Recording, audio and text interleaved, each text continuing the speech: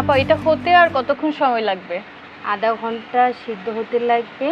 আধা আচ্ছা ঘন্টা পরে তখন আমরা এটা হচ্ছে ঘাটে তেলে দিয়ে দিব। আচ্ছা, যেহেতু আধা ঘন্টা সিদ্ধ হতে লাগবে, তাহলে তো আমাদের আধা ঘন্টা অপেক্ষা করতে হবে। তার আগে আপনার কাছে একটু শুনতে চাই যে আপনাদের দিনাজপুরে আর কি কি ঐতিহ্যবাহী খাবার আছে? দিনাজপুরে ডালের সঙ্গে গরুর মাংস, আলুর ভর্তা খেতে অনেক মজা। আচ্ছা, তার সঙ্গে আমাদের দিনাজপুরে ঐতিহ্যবাহী হচ্ছে তালের পিঠা, তালের তালের পিঠা। বড়া, অনেক মজা খেতে। আচ্ছা, এবার একটু আপনার নিজের সম্পর্কে একটু শুনতে চাই। সারাদিন কি করেন, বা হচ্ছে এমনি হাউস ওয়াইফ নাকি আরো কিছু করা হয় পাশাপাশি, এই সম্পর্কে একটু শুনতে চাই। আমি হচ্ছে প্রথমত আমি তো একজন উদ্যোক্তা। আমি আচ্ছা, দিনাজপুরের উদ্যোক্তা বর্গের একজন হচ্ছে সদস্য।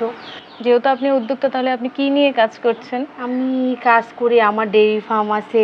আচ্ছা, আমি কুশি কাটার কাজ করতে পারি। তো অনেক কিছু আছে, তাহলে তো জি হচ্ছে আমরা বলতে পারি আপনি একজন সফল নারী উদ্যোক্তা।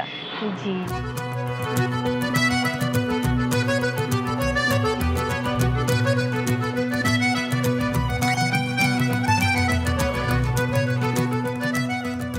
আপা, ডালের কি অবস্থা? মনে হচ্ছে তো ডাল 30 মিনিট হয়ে গিয়েছে। হ্যাঁ, ডাল সিদ্ধ হয়ে গেছে।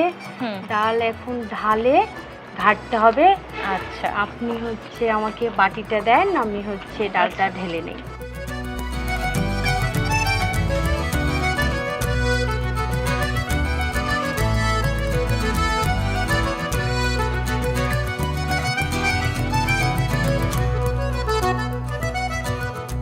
দর্শক, আপনারা দেখতে পাচ্ছেন ডালটা এখন আস্তে আস্তে আছে, কিন্তু যখন এটাকে হচ্ছে ঘাটা হবে তখন কিন্তু এটা প্লেন হয়ে যাবে, জি পেস্ট হয়ে যাবে, জি। তাই না?